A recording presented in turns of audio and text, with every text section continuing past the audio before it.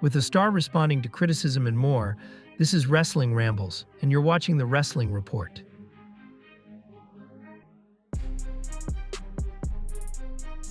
During his appearance on Cheap Heat Live, Sheamus pushed back against fans and online critics who claimed his Raw match with Rusev lacked a storyline. He emphasized that the real story was told through the action inside the ring. I've heard online those so-called experts who said, "I skipped past this. There was no story, so I wasn't invested." The story was inside the ring. We knew what we did, and we knew we left it all in the ring, and that's all you can do. I don't book this show or write this stuff. I'm not going after creative. But all you can do as a WWE star is do the best with what you're given. The promos we were given, like the League of Nations being mentioned, I had to goad him about leaving to go to AEW and disappearing off the map, because that's real life. He went after my neck, and that was real life too. So all you can do is take whatever you're given and make it the best you can. We got 3 segments on Monday, and we knew we were going to draw people in. And if we had to knock lumps out of each other, we were going to leave it all in the ring. We love what we do, we have pride in what we do, and we want to steal the show. And that's what we did. Our story was in the ring, that's what it was. Other people get 20-minute promos at the start of Raw or the middle of Raw, week after week. Feel that, man. We went out there, we tore each other apart, and you know what? We have pride and our hearts were right there on our sleeve.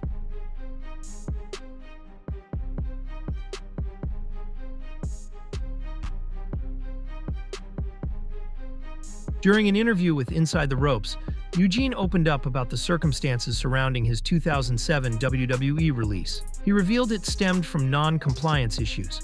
During a tour stop in Manchester, he overdosed on pills and passed out in a hotel lobby wearing only his underwear. As a result, WWE sent him to a rehab facility for 9 weeks. After returning, Eugene was still dealing with a knee injury and eventually underwent surgery to repair a tendon, a recovery that should have taken around 9 months. However, he was cleared to return in just 6. Still in pain and not fully healed, he relied on pain pills and somas to keep going. Eventually, his dependency worsened, leading to a second stint in rehab.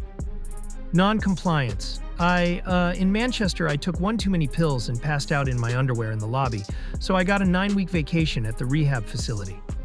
When I came back, the WWE doctor was like, my knee. So that's when I had the knee surgery. I started taking all the pain pills and somas to try to cope with the pain, because tendon repair takes about 9 months to heal. But I got cleared at 6 months, and I was nowhere near ready. I was trying to mask it with the medication, and it caught up to me. Had to go to rehab. In fact, the WWE doctor was like, "Well, if you're still hurting, you should probably take the pain meds, but don't take the somas." I feel like somas are probably a large contributor to a lot of the deaths in pro wrestling, because it lowers your heart rate when you're asleep. You pass out, and you quit breathing. So I quit taking those and started taking the prescription painkillers again. I had a doctor write me, so I had liposuction done, and a doctor wrote me Percocet, one type of painkiller. Another doctor normally wrote me hydrocodone. I found those Percocets that had been written maybe about 6 months before, and I took one of those, and then I drug tested. So I tried to go to the doctor to get proof that he wrote it. He committed suicide, and since they had already sent me to rehab and now I failed a test, I got released.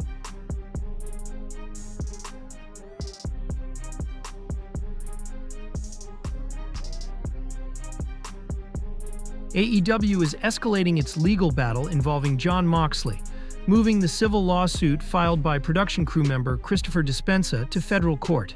According to court documents filed on July 3rd, AEW is requesting the case be transferred to the federal level, citing diversity of citizenship and a lien amount surpassing $215,000. Dispenza, a former contractor with Broadcast Service Group, initially filed the suit in May, accusing both AEW and Moxley of gross negligence and assault. Dispenza alleges he sustained serious neck and shoulder injuries during the May 10, 2023 episode of AEW Dynamite in Detroit. According to the complaint, Moxley allegedly shoved Dispenza to the ground while retrieving a screwdriver in his steel cage match with Kenny Omega, an action Dispenza claims was unscripted and led to injuries requiring cervical fusion surgery. Having not worked with AEW since late 2024, Dispenza is now seeking over $25,000 in damages, with his legal team asserting that the injuries were a direct result of the wrestler's conduct and the company's negligence.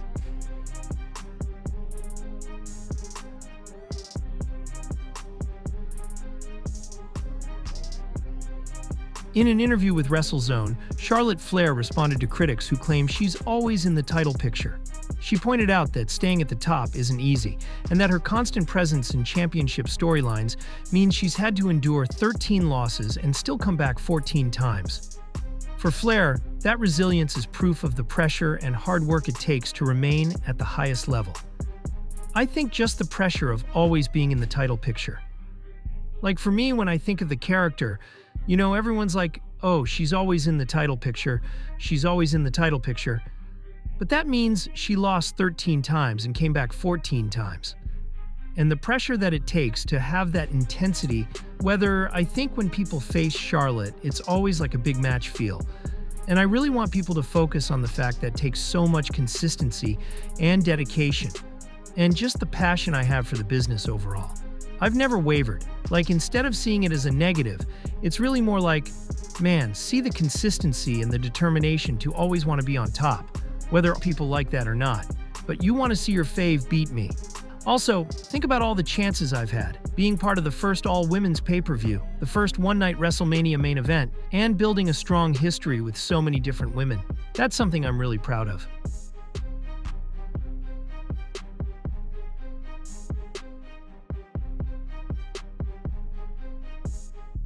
CM Punk's time in AEW was filled with controversy, eventually leading to his firing from the company.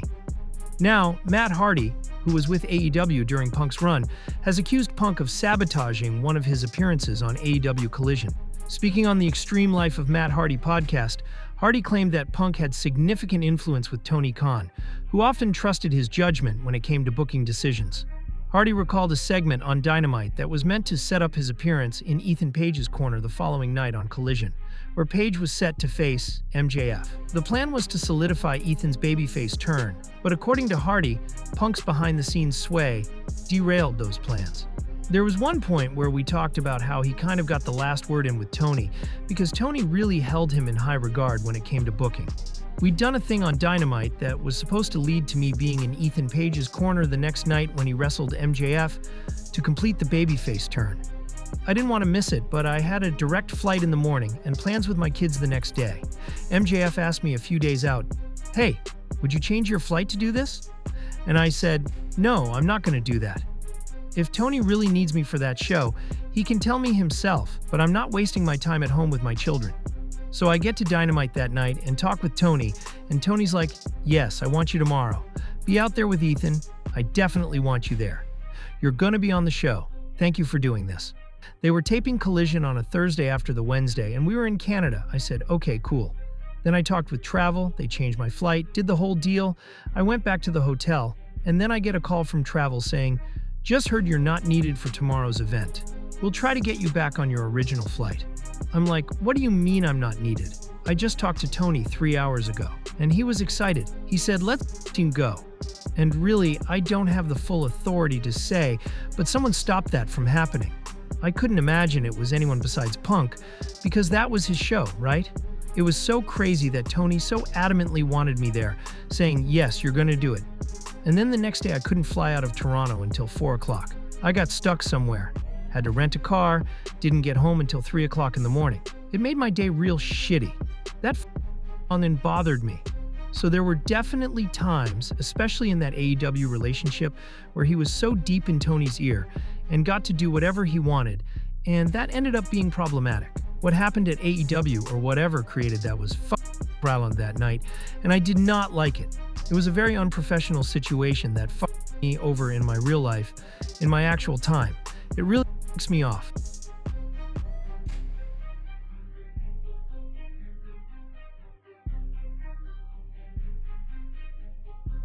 In an interview with WFAA, Bobby Lashley was asked about the transition from WWE to AEW and what major differences he noticed.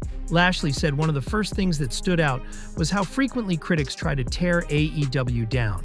I think right off the bat, I know that the critics try to keep AEW down because they try to do so anytime when they talk about a WWE guy going over. They act like it's a bad thing. And I keep trying to tell them, I am not a WWE wrestler. I am not an AEW wrestler. I am a wrestler. I wrestled for WWE for a good portion of my career. Now I'm a wrestler for AEW, so that's all you need to know me by. That's the one thing. And another thing with AEW, you have a little bit more creative input, I think the guys do. I think with WWE, they had their agenda and what they wanted to do, and you had to stay on course with what they were doing. I think with AEW, Tony Khan gives these guys an opportunity to kind of voice their opinion, kind of run their stories the way they would like to, and they have some say in it. Of course, he's the final say, so if he says no, no it is. But he gives these guys an opportunity to kind of hear their voice a little bit more and make changes accordingly.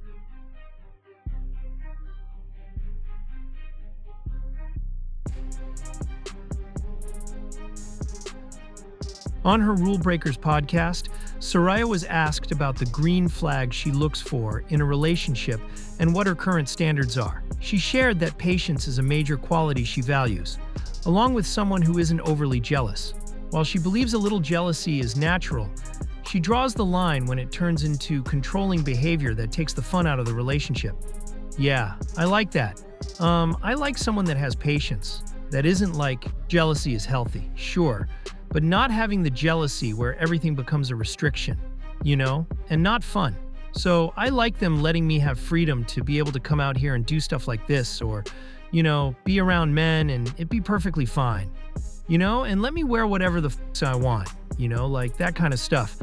So a person that's not too jealous, that has a lot of patience, So yeah, that's probably the two biggest ones for me. And that was the news for today. Thank you for watching, and I'll see you next time.